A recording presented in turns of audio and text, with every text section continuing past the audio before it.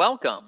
My name is Garth Fowler, and I am the senior director, one of the senior directors for the Center for Education and Psychology at the American Psychological Association. And I am going to be your host for today's webinar, Staying on Track webinar entitled Strategies for Applying to Graduate School Even During a Pandemic. Today we're going to go over some of the standard things you might want to think about when you're applying to graduate school, but then we're also going to talk about some of the unique scenarios that are presented to us today. Before we get started and before I introduce our guests, I am going to go over a little bit of some procedural things for you to keep in mind. We have close to 900 individuals registered for today's webinar, so there will be a lot of activity on the internet.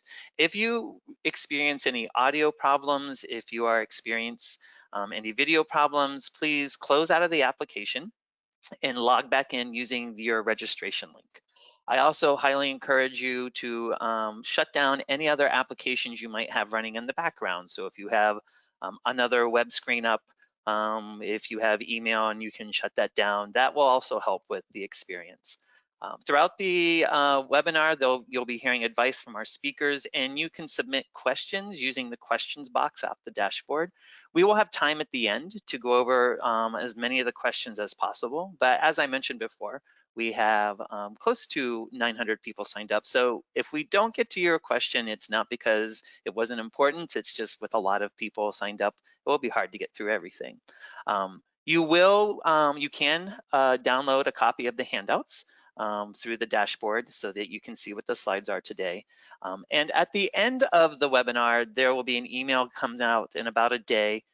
And it takes about a week, but we'll also do a follow-up that you can go back to the original login page, which I will put in our chat at the very end of the day. And you can go and download the slides there again. And there will also be a recording of the webinar, so you can revisit the webinar again. So without much further ado, I'm going to allow my guests to introduce themselves, and then we'll jump right into today's presentation. So our first guest today is Jerry Kearns from University of La Verne, and I'll let him introduce himself. Great, thank you very much, Garth, and welcome everyone. I'm glad everyone's here. I'm Jerry Kearns. I am the Program Chair and Director of Clinical Training in the PsyD program at the University of La Verne, which is located in Southern California.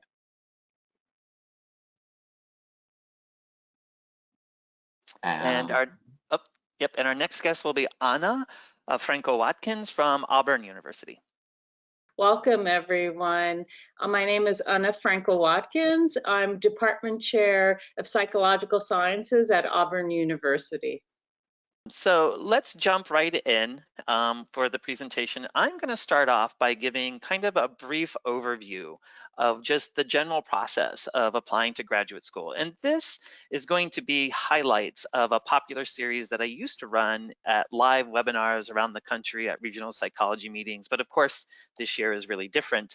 But it's an actual, those road shows, for lack of a better word, are a version of a series of modular videos that you can view on demand called Finding Fit, a Roadmap to Graduate School. And there's the link in the page right there, so later you can go and visit it. And this series has been developed and brought to you by APA, where we have a number of individuals that talk about the very different steps and stages of applying to graduate school. So everything from understanding all the different types of degrees and programs.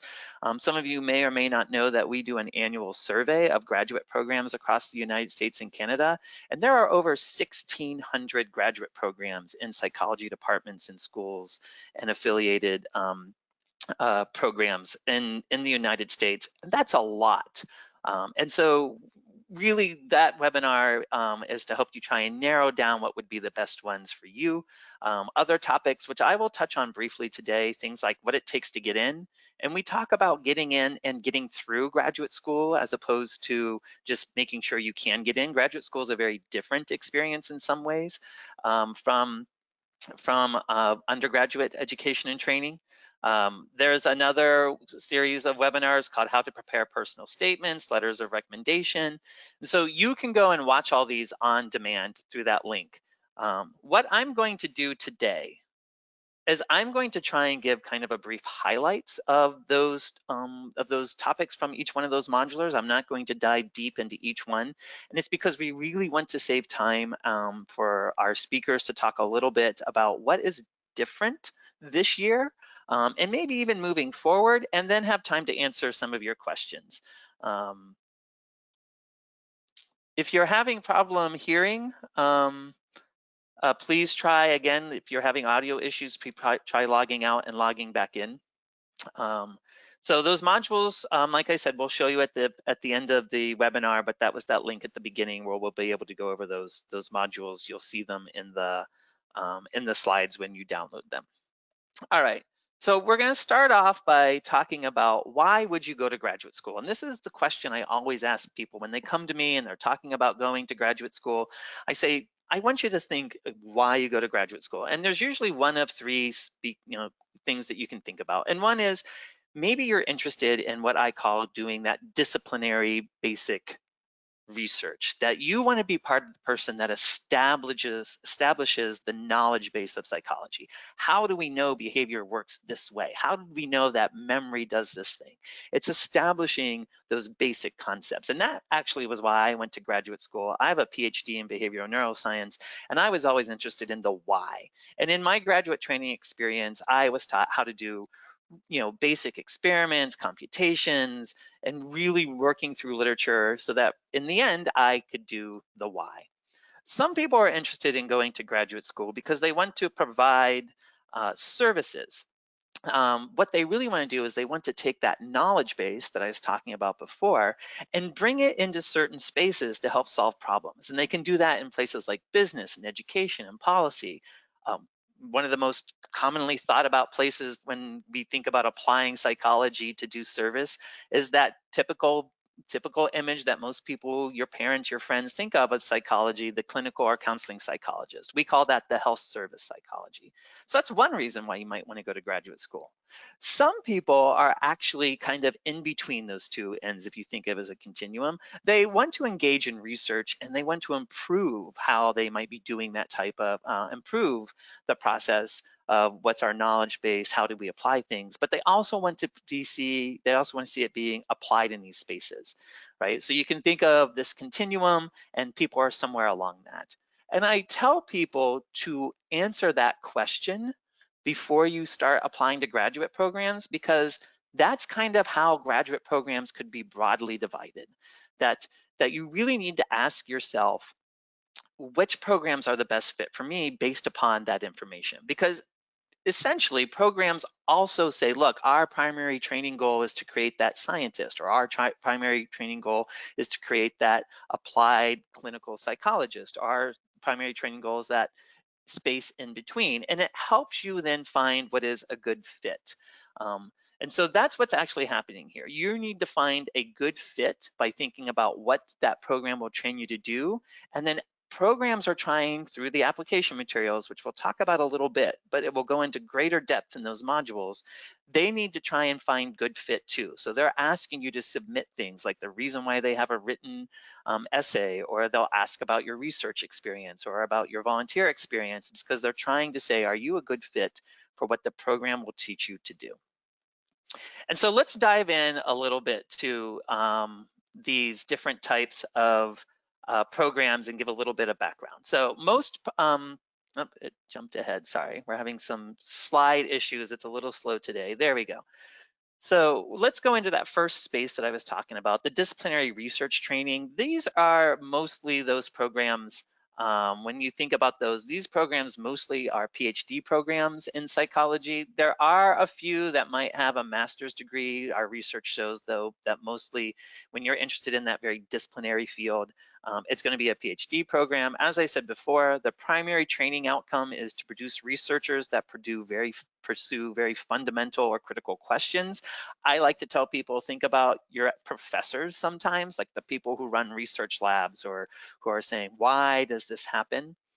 The broad subfields of psychology, some examples, this isn't inclusive, not all of them, but the broad subfields of psychology that we usually find these disciplinary programs in are like cognitive sciences and decision making. So that was, again, my program, developmental psychology, social psychology, experimental psychology. Those typically would be the types of subfields and programs where you're going to receive that type of training.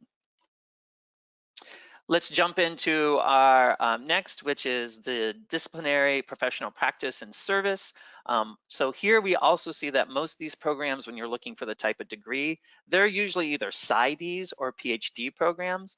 We do see a little more master's level degrees appear in this space, sometimes both Masters of Arts and Masters of Sciences. Still, the overwhelming number of programs are at the doctoral level, so those PsyDs or PhDs, but you can find more in the master space.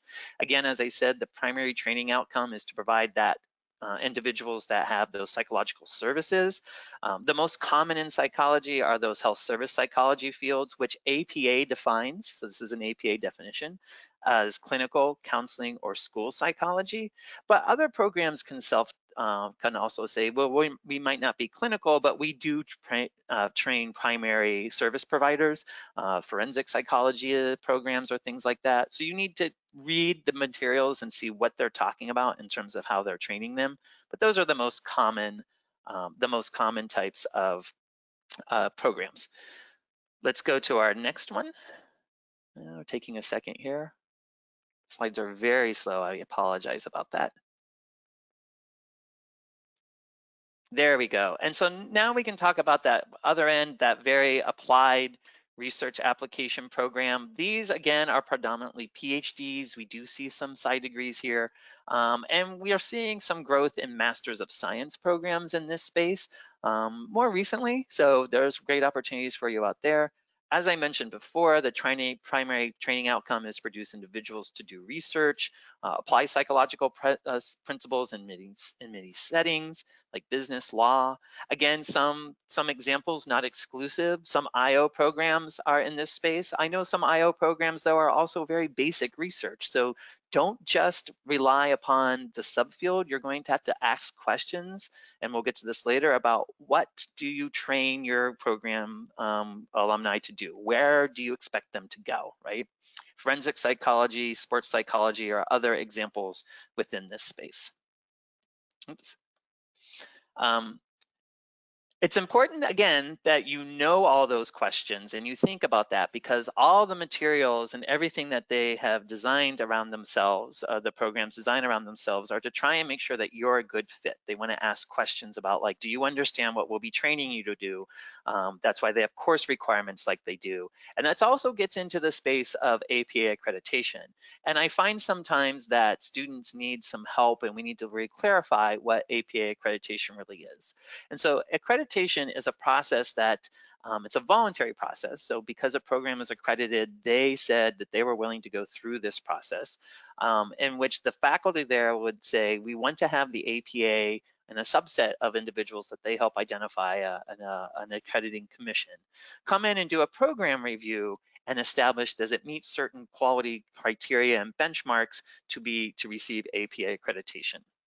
Currently, the APA will only accredit programs in what we call health service psychology. So remember, it's only programs at the doctoral level, so only PsyDs, PhDs. In school, you might see EDS or some kind of other educational specialist degree, but it's got to be a doctorate. You're not going to, at the moment, see any accreditation at master's level programs. And it's going to be in the fields of health service psychology, so again, that clinical, counseling, school psychology. So just because you see that a program isn't APA accredited doesn't mean it's not a good program. So for example, my program was what we call outside the scope of accreditation. It was a cognitive behavioral neuroscience program at the University of Washington, and there was no option for it to get accredited. So that doesn't mean it was a bad program, it just meant it was outside the scope. And some programs haven't yet decided they want to go for that accreditation standard. So again, it doesn't mean it's a bad program, they just maybe are working up to it. It is a process. It is important to remember, though, that if you want to be what we call a licensed service provider in psychology, so if you want to, and the best story I can give is if you want to hang a shingle on your door and be that psychologist that provides clinical or counseling services or work in a school, many states many states are the ones who give you that license to practice. It doesn't come from me, it doesn't come from the APA, it comes from your state. And many states will say, in order to even be eligible to get a license, you must have graduated from an APA accredited program. So if you're interested in that and you know you're going to be working, say, in California or New York, you want to know a little bit about what that licensing requirements were and make sure the program will get you prepared. A hint, programs will help you do that if you ask and say, my intent is to do X. They could say, yes, we do have students who become accredited or they go to the internship programs and things like that. So that's a big overview. I've created a little slide here. This comes from an online webinar series, again, a series of blogs where it's kind of like the roadmap. So here's a road sign that summarizes what we talked about. So again, if your interest is that disciplinary research training, it's most often going to be a PhD program. You're going to find examples in things like cognitive sciences, social personality, behavioral neuroscience. When it comes to APA accreditation, we say it's outside the scope. If you want to be that applied research professional trainings, you're in that in-between space, right? So again, lots of PhDs, sometimes a PsyD, some master's programs, but not a lot. These programs, if they're clinical counseling or school, they will be inside the scope of accreditation, and so you'll want to pay attention to that. If you're really interested in that very direct professional training, again, PhDs and PsyDs are the most common degrees we see. There are growths at the master's level. Great examples of these could, again, clinical counseling school, neuropsych, all those spaces in there. And again, those programs that are doctoral level and that are in clinical counseling school are inside the scope of accreditation. So to summarize all this real quickly, what you need to do as an applicant is understand all these different degree options and areas of emphasis. And it's because this is how you're going to say, this program is a best fit for where I want to go. So you need to understand what they're looking for, how they assess fit. And they assess fit by having you answer questions, talk about your research experience, talk about your volunteer experience or your community health experience. They want to know how well you understand what they're going to train you to do, which means that you should have a very strong understanding and feel prepared to ask about what happens after graduation. What do students do? Do they become licensed? Do they get to be faculty members? Do they get to work in research labs? Do they get to work in that business space that you're interested in? That's how you're going to determine if you're a good fit for the program. And it's because programs are kind of doing the exact same thing in reverse, right? They ask all these questions. They have course requirements because they want to make sure that you are prepared to do the training that they're going to take you through. So they're looking for evidence that you have the necessary skills, that you are prepared to receive. Some of them need to make sure that they have the right resources to support you. So do you have the right experience that they can help match you with a mentor? What project they're working on, what kind of TAs or RAs they have. So they're doing the exact same thing in reverse. They're looking to make sure that you are a good fit. So you really need to pay attention to the questions that they're asking, the information that they're asking you to go for, to submit. And so that's the overview of my presentation. I'm going to turn it over quickly to our first speaker, Jerry, and he's going to tell you a little bit about some things that have been happening in the space along this, in this world because of COVID-19. Great, thank you very much, Garth. I'll be brief and touch on a couple of things that applicants can expect for this year. Change, certainly expect change. And we, on our various admissions committees and our various programs, expect that change as well. And so we're aware that things are going to look different for our applicants. Some of the ways in which those applications may look a little different is that some institutions across the country have allowed their undergraduates to take courses pass and fail. Please know that if that applies to you, you're not alone. We expect that we may see some courses on your transcript that are taken with a pass or fail grade rather than a traditional letter grade. And we know that that may impact your GPA, and that the GPA might be lower than expected this year. So it's okay for that. And I wouldn't want anyone to stress out unnecessarily so about having a pass or fail grade on their transcript. As long as it's a pass grade, it's certainly acceptable. As many people already know, and my colleague later may talk about that a bit more in depth, but the GRE, there are certainly changes to a variety of ways in which programs are thinking about and utilizing the GRE this year. Many programs are waiving the GRE this year, but not all programs are waiving the GRE. The most important thing that you can do is verify with each individual program that you're interested in what that program's approach is on the GRE. Some programs, like my own program, we're utilizing the testing at home option, but we also understand that sometimes when you're working at home, and as I'm working at home right now, I could have an interruption at any time unexpectedly. We understand that that's not necessarily the ideal testing environment. So we expect some variation in GRE scores this year. Also, what you should expect as a potential applicant is that what the various programs are able to offer you may likely be different than what those programs were able to offer in the past.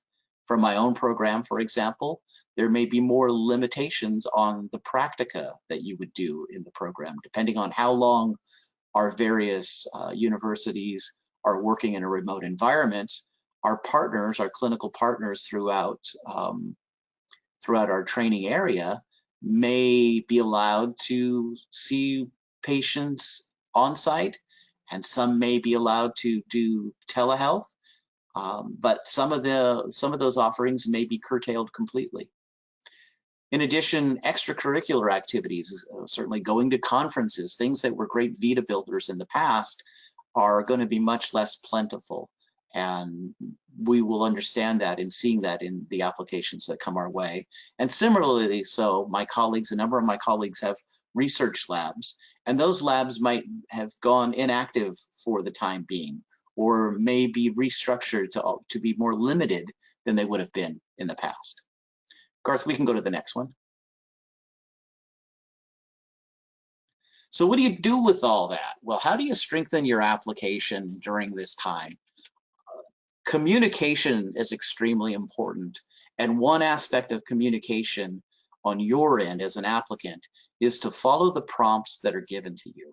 It's important to follow the instructions that you see in front of you, because we've been thinking about various ways to help guide you through the application process. So simply going as far as that, just if a prompt tells you this is what you need to do, you don't need to get creative about it. Follow those instructions. I would say that a way to strengthen your application as well is to acknowledge the pandemic. I personally expect to see that in the applications that I receive. If that isn't mentioned in some ways, I'm going to wonder why that wasn't mentioned. So taking into consideration the context in which we are all swimming around in right now would be very important in strengthening your application. Reach out to programs. I was looking at some of the questions that we had sent to us in advance, and some of those questions were along the lines of, I've been trying to reach different programs, but I haven't heard anything back. Programs may still be trying to figure out things, and some of us are short-staffed unexpectedly so. Some universities might have to cut back on their administrative help and may not be able to get back to you as quickly as they once did. So please do reach out, but also be patient and understand that we will get back to you. And when I say we, I'm talking about programs in general. Garth indicated in the previous slides the importance of fit. Fit remains very important, and so I put a little caveat on here. And so fit, I think, is an extremely the importance of fit does not go away because we're in a pandemic, but fit can also be kept in mind in terms of your grades and your scores and experiences may be fewer or may not reach the same level as you would have wanted them to. But if you have the same training goals and interest as a program to which you're applying, that is still going to be seen in your application. So I wouldn't recommend applying to programs that weren't a good fit for you. But if you think that a program is a good fit, then don't let that limit you. Go ahead and take that opportunity. All right, Garth, we can go to the next one. Okay, interviewing during a pandemic. So I probably should change this first bullet point. Instead of saying online interviews are a likely possibility, I think it's almost a certain possibility at this point. For many of our programs, I don't see many programs doing any in-person interviews in the coming year. And to do that, to do an online interview, it's important that you begin to work on your Zoom etiquette. I just chose Zoom as the provider, but it could be whatever provider the interview is being held through. Treat the interview as if you were there in person. Make sure that you are on time, make sure that you've checked out any technical difficulties in advance, and try to set up your Zoom environment as much as you possibly can. If you know that you have a distracting environment for interview day, if you could somehow go to a friend's house or go to some other place. I know we're not supposed to be in contact with someone that is in your approved zone of social distanced etiquette. I would recommend doing that. Be prepared given this climate that we're in. Be prepared to discuss how the pandemic impacts you, both personally and professionally. And so all of us are impacted in a variety of ways. And I would say that you should anticipate questions along those lines in your interview. Talk about, though, what you did to overcome the challenges that you faced. We expect that people are challenged by all of this, but how have you been able to try to establish a new normal or a new way of doing things? Talk about how you structure your day. I saw that as one of the questions as well. How do I structure my day? Well, if you're not currently structuring your day, that's a good thing to start thinking about. How can I structure my day to make it look like as much of a normal work environment as possible? And then also you should anticipate questions about what you've learned about yourself during this pandemic. What are some things that you have learned that are growth areas? I've had some people that I've been talking with recently realize that they really have a great need for activities and extroversion. And I've had others who realize, gosh, I might be a lot more introverted than I ever believed myself to be. So being able to talk about those sort of lessons or life lessons that you've learned is helpful. Also, don't forget that although we're in one pandemic in terms of the COVID, there are other pandemics that are layered on top of that. And so given the climate that we're in now, be prepared to discuss diversity issues and the intersection of those diversity issues with the pandemic, the COVID pandemic that we're in as well. And with that in mind, I'll give some time to my colleague from Dr. Franco-Watkins to share her part. Thank you, Jerry. It is a mouthful to say Dr. Franco-Watkins. That my students struggle with it too, so it's normal. Thank you. So I appreciate everything that Garth and Jerry have provided for you so far. And I would just probably touch on a few points that complement what has been stated so far, and based on the questions that we had some preview to. There were quite a few questions about what would admissions look like this year. And for the most part, based on my own institution and being part of a network of chairs and heads of graduate programs, COGDOP, nationwide, it appears that we are going to operate as normal, which means that we'll most likely be accepting the same number of students that we traditionally do. It is best to check on the institutions because some may have some differences, or there may be differences in funding. So in the past, many institutions could fully support X number of students. That might be reduced if some students had to stay on a little longer, they have to continue to support. So those are some things to consider and while you're thinking about graduate programs, but I suspect for the most part it will be pretty normal. So it's still a good time to be applying and going to grad school. And even though some of the students, especially who have done behavioral work, were stalled, especially in March, we as professors, students, institutions have come up with creative ways to make sure our students still continue to make progress towards their milestones and not be delayed. So even if you tend to or will be entering grad school and it still might not be completely normal, I hope it will be, but in the event that it won't, we're better prepared to sort of help to accommodate students so that you can continue to make progress and reach your milestones. As my colleagues have mentioned, the GRE is one of the things that is very different this year, from taking it at home to having a lot of schools that are waiving them or making them optional. So for instance, at my institution, we have 5 graduate programs, 3 doctoral, 2 masters in my department, and we have waived completely the GRE, and it actually will not be part of the application process in the spreadsheet that we get. And speaking to other colleagues across the nations, it's very common that most of them have gone to a waiver or optional, and the option is truly optional. It'll be up to the student. There isn't an advantage, or there shouldn't be, to actually have giving your GRE versus not, because it's comparing apples and oranges across folks, because some people will have information, some won't. So I think most programs are really committed to not considering the GRE as heavily in the application process and looking at a holistic view of the application. And that means we're having discussions about how to best review and the rubric. So in the past, things may have been more timely, and as my colleague said, be patient, because it may take a little longer to review all the applications if the GRE isn't part of that institution's or program's consideration. They're coming up with different ways to provide a fair and equitable review of the applications. And then the last thing I just wanted to touch on was gaining experience during COVID. Many of you are concerned about not having the ability to do what you had planned to do, especially for in-person experiences.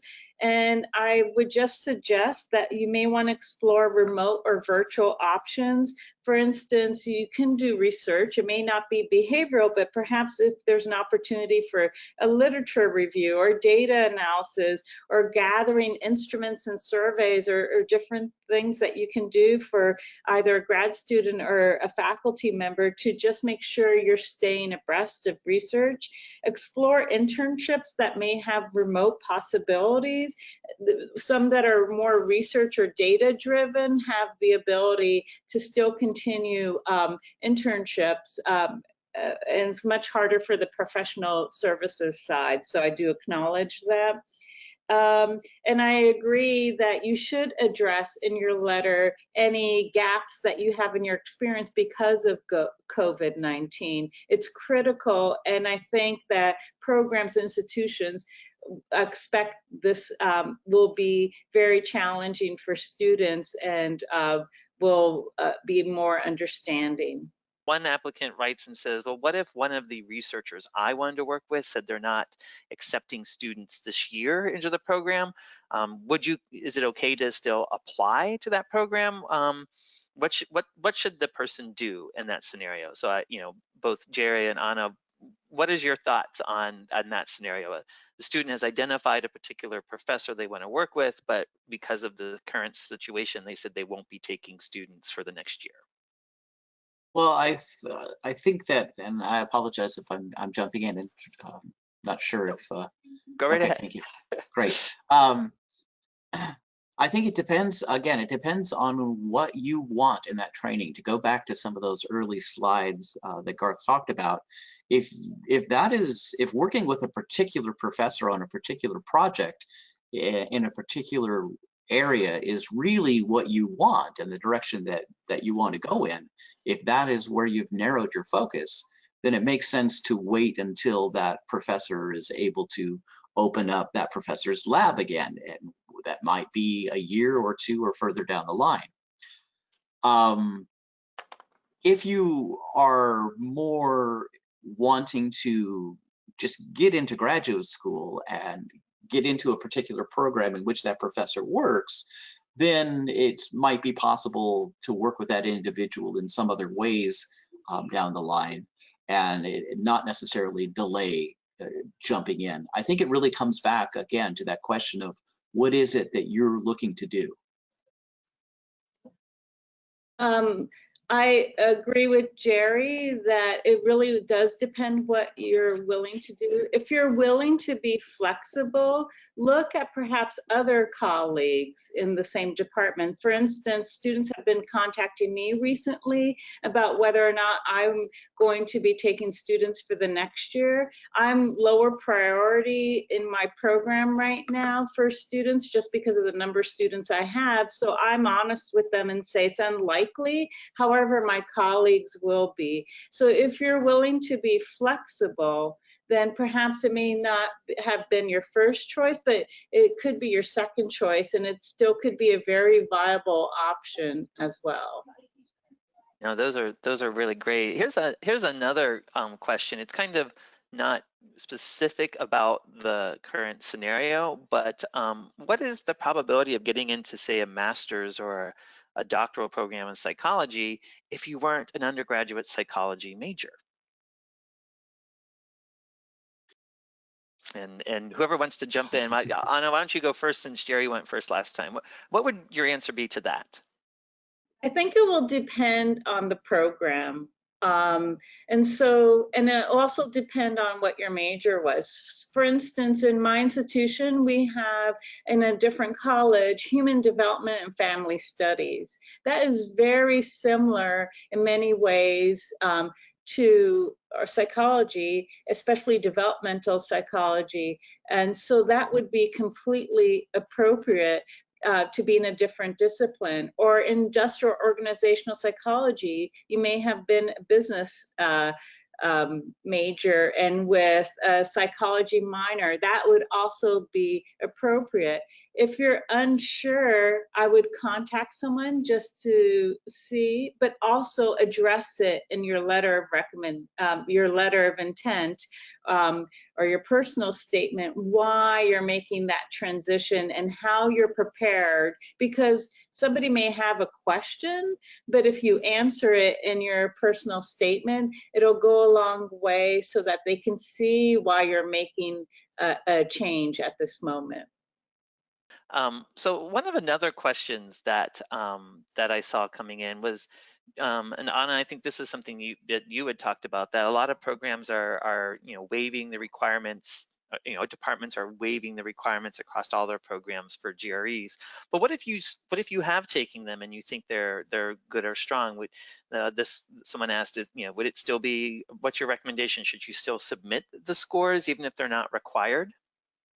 So I guess that would depend. If they're waived completely, that means they're not looking at them that year. But if it's optional and it's strong and you think it helps you, it doesn't hurt to add it in. But it may be hard for people to review someone who doesn't have GRE scores compared to yourself. And GRE scores is just one small part of the application. The fit, as my colleagues have said, is the best indicator of your experiences, your fit, and how you portray that in your personal statement or letter of intent, whatever the program calls it, is going to be much more critical per se than the GRE at this moment. I think that's a wonderful lead into another question, which is, and I think you and I can both talk about this. I think unfortunately Jerry lost connection, so hopefully he'll be able to join us again. But one person wants to know just what makes for a competitive application. You know, is it better to talk about teaching experience or volunteer hours or your research experience? And I'll take a first stab at saying this. And then Anna, if you have anything that you want to add. Again, I think it goes back to fit. And if you remember those earlier slides, for example, some of those more disciplinary research programs, they're going to want to hear more about your teaching experience, if you have any, because sometimes that's how they'll fund their graduate students, by giving them TA experiences, or they may even require it, because again, there was this idea that they were you know, that they're preparing you possibly to be future professors, and they'll want to hear more about your research experience. Whereas if you're interested, say, more in one of the applied settings, like you want to go into some kind of combined forensics or other type of program. And Anna, you might be a great person to talk about this, because I wonder about this in IO psychology. But they want to probably hear more about maybe your work experience and how you're going to want to bring your training into that experience. So really the best competitive application isn't a generic one. It's understanding how to tailor your responses and understanding what they're going to prepare you to do, to say, this is why I'm ready to come to your program. Anna, what's your take on that? What's your response to what makes the most competitive application? I completely agree with you. It's aligning your own personal experiences and where you want to be with what the program values. That alignment has to be evident, because they're trying to find the people who will best be successful within their program, given how their program is structured. So aligning is very important. If it's in terms of IO psychology, if it's a master's program, then the personal work experience might be much more important. If it's a doctoral program, depending on the program, ours here is much more research intensive, so the research experience is more important. Usually by going to the program websites, you can figure out what they emphasize and then try to write your letter to also support and align with those, assuming that's what you really want to do. It's hard to sometimes align if it's not really what you want to do, and so that might be an indication that perhaps it's best to look for a different program that really aligns with your intentions and values. I think Jerry's back. Yeah, I was going to say, so yep, Jerry's back. I don't know, Jerry, if you got to hear the question. They were asking what makes for the best competitive application, and Anna and I had said it kind of depends on how you align what you want to do with the fit of the program. Anything that you would like to add to that? Yes, certainly. Making sure that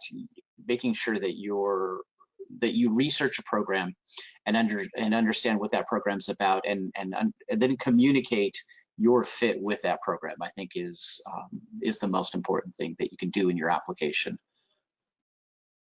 So another question that we have coming is, and Jerry, this might be a good space for you, is questions between the difference between PhD and PsyD programs.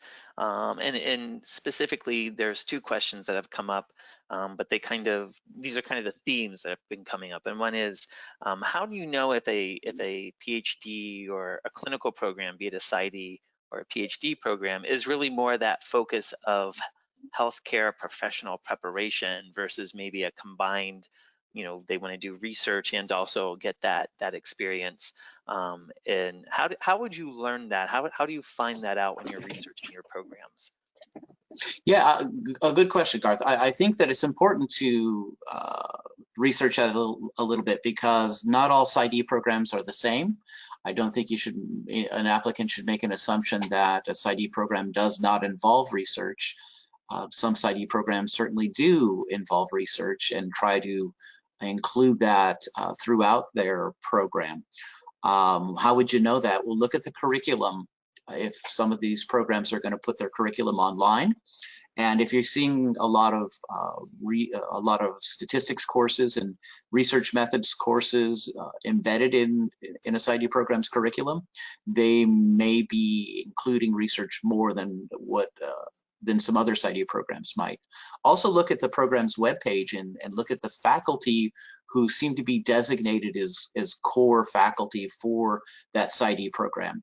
If those faculty members have research labs, then most likely research is going to be incorporated into the clinical skills that the students are learning. And certainly ask questions of the program. You can certainly ask about how much is research integrated into the PsyD program. Is this a traditional PsyD program that is more practitioner based, or is this a PsyD program that is more of a scholar practitioner program? And you can usually asking the administrative heads of the program are a good strategy for trying to get at the heart of that question. Excellent. Anna, do you have any comments on that too, or?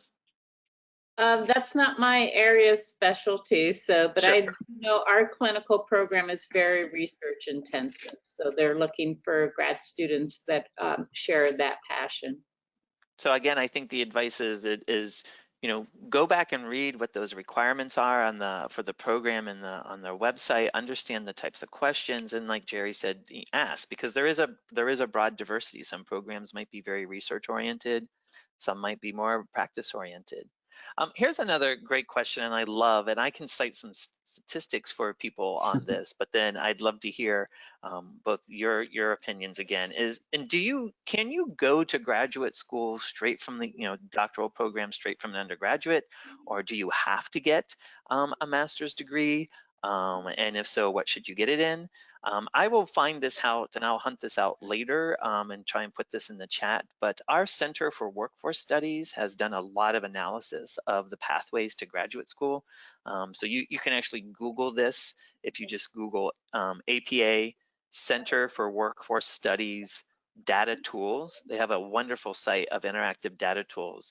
And one of the tools talks about the pathway to graduate school. And the research has shown that, surprisingly, of all the people in the United States right now who have doctoral degrees in psychology, and this is looking over like the last 20 years, so people who've had it for 1 year, people who've had it for 19 years, only about 4% of those individuals who that were undergraduates got a bachelor's degree will apply to a doctoral degree, straight to a doctoral degree. So people do it, but it is a small number.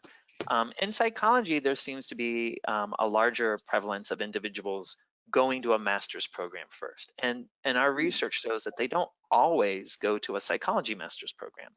So they might apply in some other field, a business program, or a social work, or a quantitative math-based program, and then they'll apply to their doctoral program of their choice. So the answer is that there's a lot of different pathways. I don't think it's a requirement, but I'll let our two panelists respond to, like, what do programs, does having the master's degree make you more competitive or not, and how to think about those particular scenarios. So who wants to go first on that one? I can go.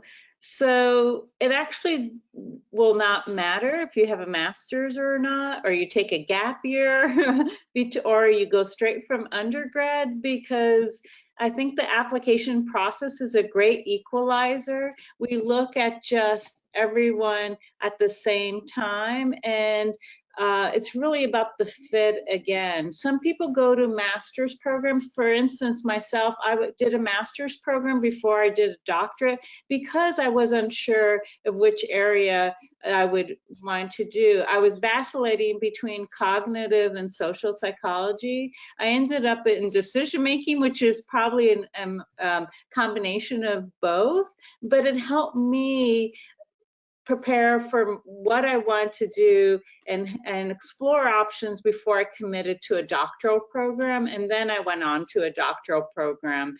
So for some people, you may need a little bit more experience or preparation, or want to test different waters, and general master's program may help you with that. And some people are really ready right away, and they know what they want and which programs align with what they're looking for and are ready to apply.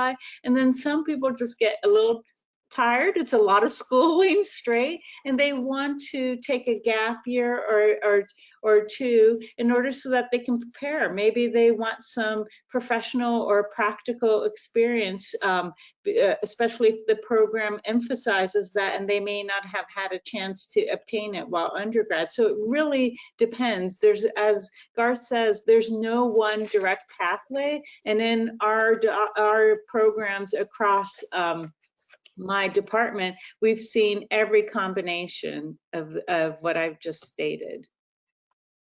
Yeah, and that is our experience as well. It does not matter on our end whether you come right out of an undergraduate or you've taken some time to explore some other paths and avenues. That application process is indeed a great equalizer.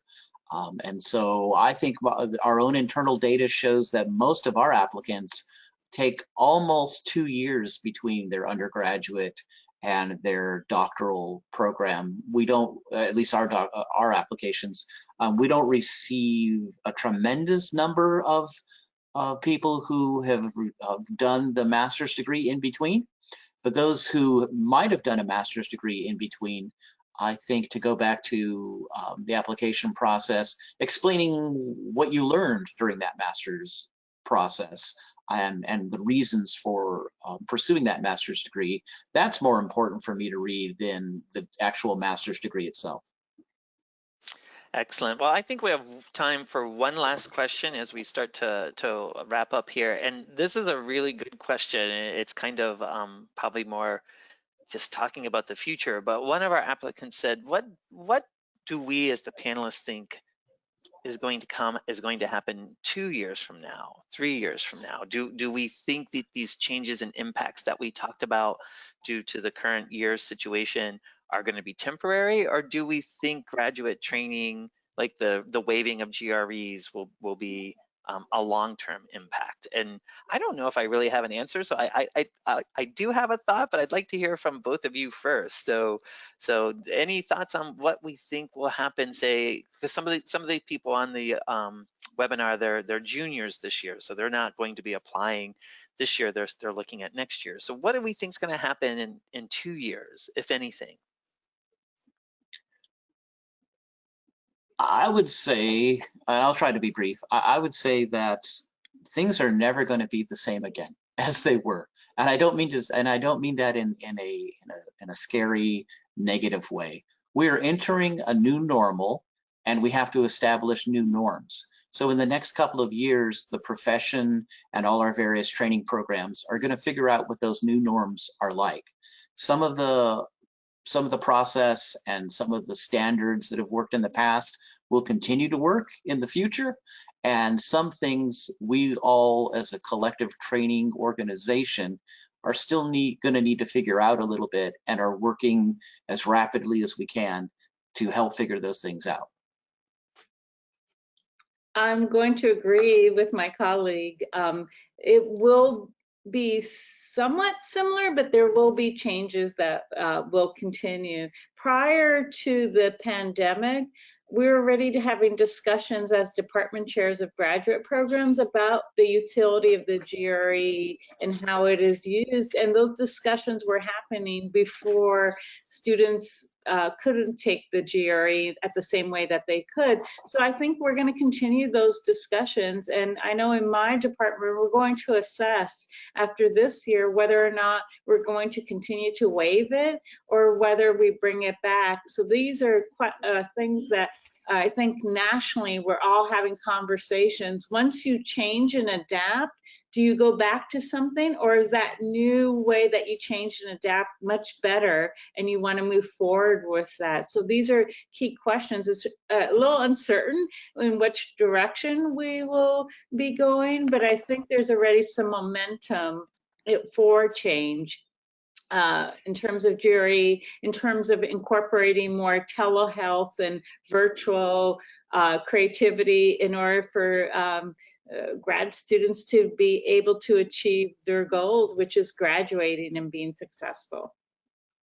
No, I agree. I think, like you said before, I'd been working with programs just on more holistic admission approaches to begin with before this. So I think this kind of maybe act as a motivator for departments and programs to address some of these issues sooner. I think one thing that we'll see, at least in the near future, will be interviewing. There was a large trend for interviewing to go online anyways. And so I do think we'll see more programs. Maybe they'll have in-person interviews again, but they might do a pre-screening interview where they'll ask for a half hour to meet with you or talk with you. So I see some of these changes staying, but to say exactly which ones, that will be hard. I think only the future will be able to tell us. So, well, with that, I am going to wrap us up, and I'm going to first by taking the opportunity to give people, to give our guests here, I want to thank them for coming. So thank you both, Jerry and Anna, for your time today. It was a pleasure having you, and I hope you enjoyed it. Thank you. Thank you, Garth. It was definitely a pleasure. Yes. Thank you. So I'm going to put in the website in the group chat here. You can go later to the Staying on Track website. Really, it's really simple. If you just Google Staying on Track APA, but it is this website. And what you'll be able to do is in the future, once APA has their completed the process, we'll be able to convert this into recording and put the link, put the slides on the website here. And so it really is just, I'm putting it right here, pages.apa.org/staying-on-track. You can also find all the past recordings of the entire Staying on Track series. And one that's in there, which I think would be very helpful now in hindsight, was we did one very early when the pandemic hit and shut down campuses on how to prepare to do your dissertation remotely. But honestly, as I think about that, it really was how to prepare to do anything professionally over Zoom. So if you get asked to do a Zoom interview, you can go there and see some of the advice that we have on like how to get ready, how to set up your space, some of the things that Jerry was talking about. And also you'll be getting an email in a day or so informing you that you can always come back to the page and get the slides and stuff there. So without any further ado, I'm going to thank you all for joining us today. Yeah, good luck and best of luck with your graduate application.